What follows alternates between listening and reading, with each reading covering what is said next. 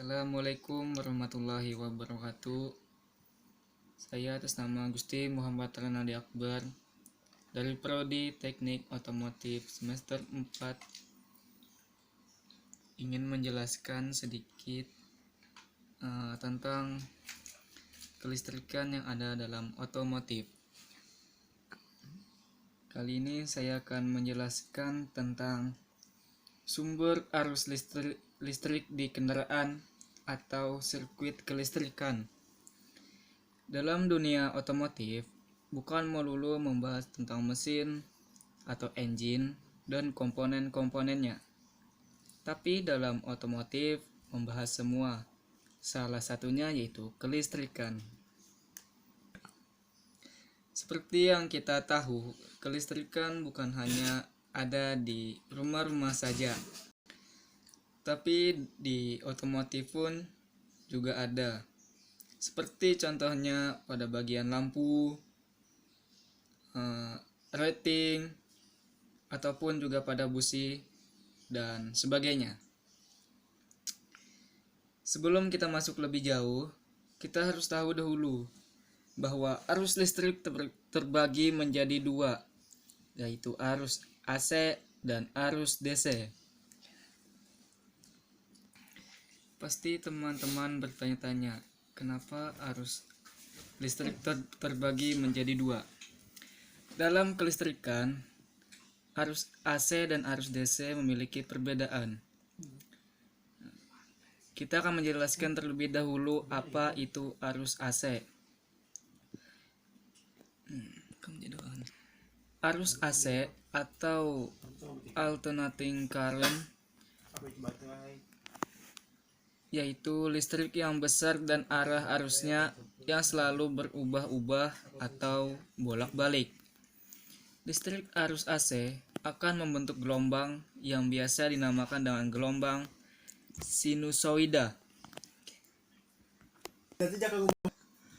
Di Indonesia sendiri saat ini menerapkan pengelolaan listrik bolak-balik pada frekuensi 50 Hz. Dan tegangan standar yang saat ini diterapkan di Indonesia untuk arus bolak-balik satu fase adalah 220 volt. Setelah kita memahami pengertian arus listrik AC, harus kita pahami adalah contoh pemanfaatan di arus AC tersebut. Contoh kecil yang sering kita lihat adalah seperti di rumah-rumah itu menggunakan arus AC dalam penggunaannya karena harus memiliki voltase yang besar yaitu 220 volt. Selanjutnya, setelah kita memahami arus AC, kita akan membahas lagi tentang arus DC atau direct current, yaitu arus listrik searah. Arus listrik DC merupakan jenis arus yang mengalir secara searah. Awalnya arus DC dikira mengalir dari kutub positif menuju kutub negatif. Namun kini banyak ilmuwan yang mengatakan bahwa sebenarnya arus listrik DC mengalir dari kutub negatif ke kutub positif. Nah, selanjutnya kita masuki tentang sirkuit kelistrikan. Di sini adalah gambar aki atau sering kita sebut baterai. Nah, fungsi baterai sendiri adalah sumber arus bagi sistem kelistrikan motor. Namun pada sepeda motor, fungsi baterai sebenarnya tidak terlalu penting karena baterai hanya diperlukan ketika kita menyalakan sistem kelistrikan, ketika mesin masih mati. Contohnya adalah sistem starter. Setelah arus dari aki, arus masuk ke bagian pengaman atau sering disebut adalah flush atau sekring. Fungsinya adalah untuk pengaman dalam suatu rangkaian.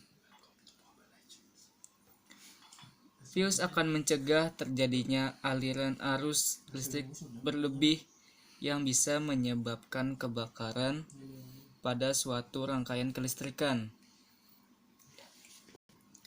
Setelah arus yang masuk ke sekring, arus akan masuk lagi ke bagian switch atau saklar.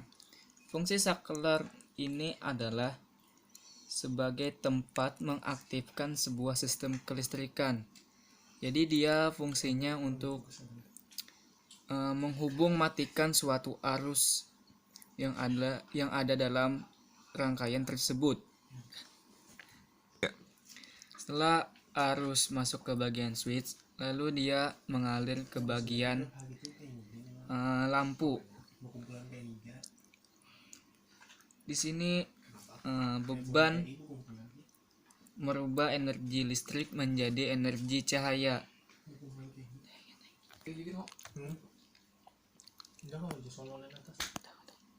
Di sini